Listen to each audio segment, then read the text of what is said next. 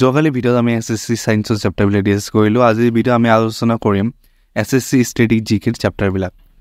তো প্ৰথম আছে আমাৰ এৱাৰ্ডছ, তাৰপিছত organisation, sports, national park, tiger reserve, biosphere reserve, wetlands, temples of India, major tribes, folk dance and classical dance festival, paintings and folk art, musical instruments and its artists, important books and authors, important days and themes, CM and Governor of State, lakes and dams in India, first in India and world, census 2011 আৰু military exercise 2022 পৰা 2024 লৈকে আমি যিবিলাক হয় discuss কৰিম। তো আজি video' আমি আলোচনা কৰিলোঁ ষ্টেটিক জিকেৰ ওপৰত।